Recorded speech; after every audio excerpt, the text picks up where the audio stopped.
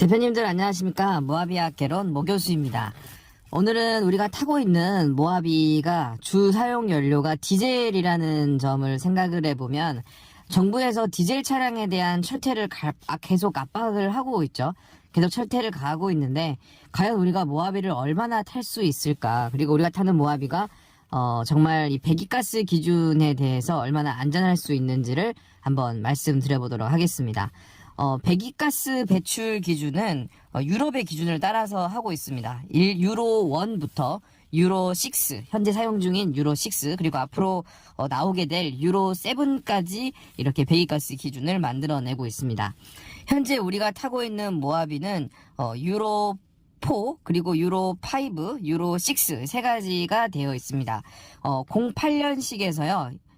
10년식까지는 유로 4, 그러니까 DPF가 들어가 있지 않는 모델은 유로 4 기준이고요. 그리고 2011년식 이후부터 나왔던 더뉴 모하비 이전까지의 모하비는 유로 5를 충족하고 있습니다. DPF가 들어가 있는 차량들이죠.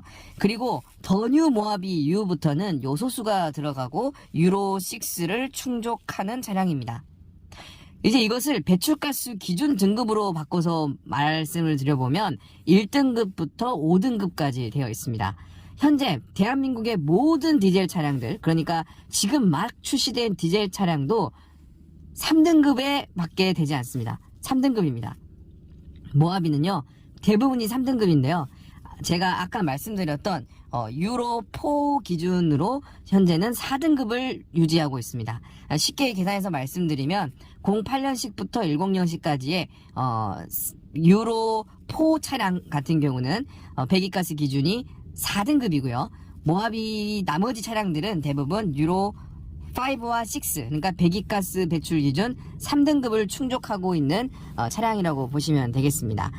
그래서 지금 어찌됐든 DPF 이상을 가지고 있는 차량 같은 경우는 큰 문제가 없겠지만, 모하비 그 중에서도 08년식, 09년식, 10년식, 그러니까 DPF가 들어가 있지 않은 차량 같은 경우는 배기가스 4등급이기 때문에 조만간 제재를 가하지 않을까라고 걱정을 하고 계시는 것도 사실일 거라고 생각을 합니다.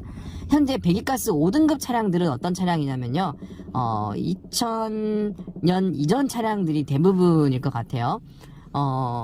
불안자라고 예전에 불렀던 플랜저 타입이죠.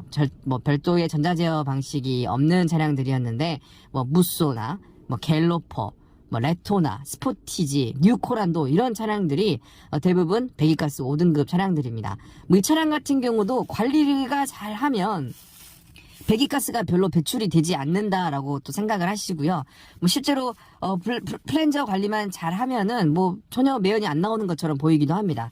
하지만 문제는요, 배기가스가 육안에 보이냐 안 보이냐 그게 중요한 게 아니라 질소 순환물이 얼마나 나오냐에 따른 문제가 생겨납니다. 이 질소 순환물에 대한 문제는 예전에도 제가 말씀을 드렸지만 이 경유 차량 자체가 희방연소를 하고 있습니다. 그래서 들어가는 산소량에 비해서 탄소가 조금 부족하기 때문에 남는 그러니까 산소가 남는 부분들이 배기가스에 나오게 되고, 이것이 공기 중에 있는 질소와 함께 결합이 되면서 NOx, 질소산화물을 만들어내는데, 이 질소산화물이 배기가스의 주범이자 그리고 1급 발암물질이라고 볼 수가 있습니다. 또 남아있는 O들이 또 자기네들끼리 결합을 해서 O3, 오존이 만들어지게 되고 오존층을 파괴하고 지구의 대기 환경을 안 좋게 만드는 거죠. 어찌됐든 정부에서 이렇게 안 좋은 디젤 차량들을 규제를 하고 있는데, 규제를 하는 방식 중에 여러 가지가 있습니다만은 서울의 일부 지역, 서대문구와 같은 일부 지역들은 아예 출입을 금지하고 있고요. 또 일부 구간, 또 일부 기간 얘는 아예 차량을 들어오지 않게끔 이렇게 CCTV 같은 것도 아마도 보신 적이 있을 것 같습니다. 네, 이런 분들은 하루빨리 조기 폐차를 하셔야 되는데, 조기 폐차는 매년 월 각 시군에서 이렇게 공지를 나오게 되고요. 순서대로 가장 차량 연식이 오래된 차량, 배기량이 큰 차량을 우선순위로 이렇게 조기 폐차를 시켜주고, 조기 폐차 지원금도 이렇게 주고 있습니다. 근데 이제 좀 애매한 차량들이 있는데요. 2000년대 초반에 나왔던 CRDI 차량들이 바로 그렇습니다. 뭐 대표적인 케이스로 뭐 스포티지, 뉴 스포티지, 혹은 투싼, 뭐 카니발, 뭐 이런 차량들 같은 경우는 5등급 차량인데 CRDI로 전자제어를 받을 수 있는 차량들이 있습니다. 뭐 이런 차량들은 국가에서 DPF를 추가로 장착할 수 있는 사업을 해주고 있습니다. DPF를 장착하게 되면 2년간 환경 개선 부담금 약 7만 원 정도 되죠. 연간 세금이. 이것을 면제받을 수가 있고 일종의 차량의 수명을 연장할 수 있는 그런 기능을 제공받습니다. 이 장착 비용이 약 400만 원 정도가 되는데 정부에서 90% 정도를 지원을 하기 때문에 소비자가 낼 수 있는 금액은 약 35만 원 정도 된다고 하더라고요. 장착은 하루 정도면 장착이 되는데 인위적으로 배기가스 일부를 잘라내서 DPF를 이렇게 장착을 하고 전자제어 시스템을 설치를 하면서 주기적으로 이 DPF에 들어가 있는 애쉬, 젤을 이렇게 없애는 작업을 하고요. 또 1년에 한 번꼴로는 해당 업체에 가시면 무상으로 이런 DPF를 청소해주는 작업을 해준다고 합니다. 몇 가지 문제점이 좀 발생할 수 있는 게 뭐냐면 아무래도 DPF가 사제로 달려있기 때문에 연료적인 손실이 조금 발생하는 것은 사실입니다. 왜냐하면 DPF는 엔진과 가까우면 가까울수록 좋습니다. 여기에 들어가 있는 젤을 없애기 위해서는 엔진에 가장 가까우면 가까울수록 좋은데요. 그 이유는 엔진 열을 사용하기 때문에 그렇습니다. 그래서 우리가 이제 모하비를 운전을 할 때 흔히 그 다그3라는 것을 왼쪽에 붙여놓고 포짐량을 늘 항상 살펴보는 그런 분들 계시죠. 그래서 장거리 주행이 필요하고 어느 일정 정도 재가 모였을 때는 이렇게 터쳐서 젤을 없애줘야 되는데 이 기능을 5등급 차량, 그러니까 5등급 차량에 DPF를 사제로 들어간 차량들은 DPF가 상대적으로 엔진보다 좀 멀리 떨어져 있기 때문에 더 많은 연료를 소비할 수밖에 없습니다. 그리고 전체적으로 뭐 엔진 오일이 증가하는 이슈라던가 차량이 예전에 비해서 더 잘 나가지 않는 그런 증상도 발생을 합니다. 연비도 조금 떨어진다라고 하고요. 아무래도 이슈가 개입을 더 많이 하기 때문에 그럴 수밖에 없는 것 같습니다. 뭐 여기까지는 우리가 알고 있는 뭐 배기가스 5등급 차량에 대한 일반적인 지식이고요. 모하비는 4등급 차량이 있다고 그랬습니다. 이 차량들은 과연 이런 5등급 차량이 받고 있는 수모를 겪을 것인가에 대한 문제인데 실제로 5등급 차량 비율이 생각보다 많고요. 그리고 4등급 차량의 비율은 많지 않다고 합니다. 모하비가 있고요. 그 다음에 베라크루즈 초기년식이 4등급 차량입니다.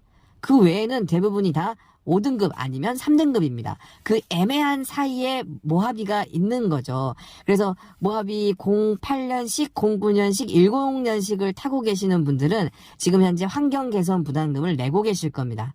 그렇다고 배기가스 규제에 대한 정책의 그런 바운더리 안에는 아직은 들어가 있지 않은 케이스라고 할 수가 있겠죠. 약간 사각지대라고 할 수가 있는데 그 이유는 4등급 차량 대수가 그렇게 많지 않기 때문입니다. 우리가 타고 있는 모하비가 디젤 차량이기 때문에 2025년도에는 유로 7 등급을 충족해야 한다고 합니다.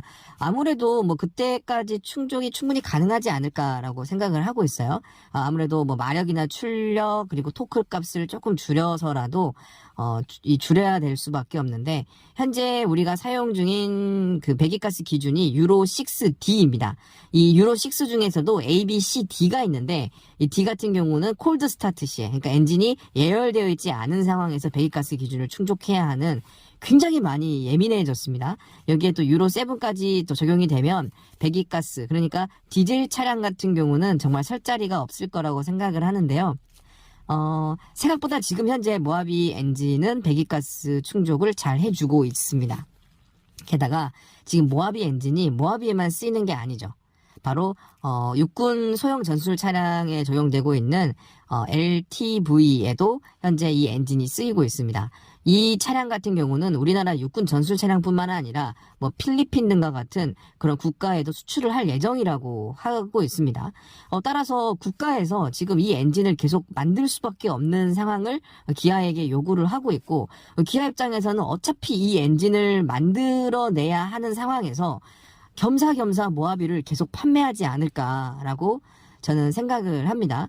혹시 대표님들 중에서 혹시 아시는 분들 계시겠지만 예전에 육군에서 소형 전술 차량으로 레토나를 사용한 적이 있었습니다. 이 레토나가 계속 유지를 해야 되죠. 뭐 소모품도 만들어야 되고 엔진도 생산을 해야 되고, 물론 육군에 들어간 엔진은 휘발유 엔진이었지만 이런 뭐 레토나의 어떤 플랫폼이라든가 부속품을 가지고 민간용, 우리가 일반인이 탈 수 있는 레토나로 또 만들어서 판매한 적이 있었습니다.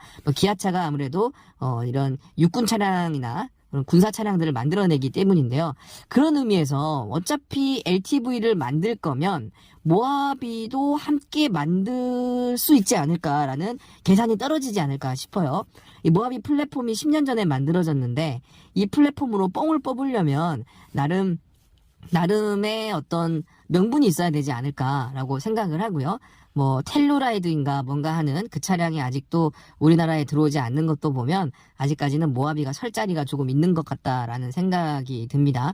아직까지도 뭐 하루에 뭐 한 달에 1000대 이상씩 판매가 되고 있는 사골이지만 뭐 기능이 있고요. 뭐 최근에 엠블럼이 바뀌긴 했지만 어차피 기아차가 육군 전략 차량들을 독점해서 현재 생산을 하고 있고 겸사겸사해서 모하비를 꾸준히 계속 만들어주지 않을까 하는 기대가 있습니다.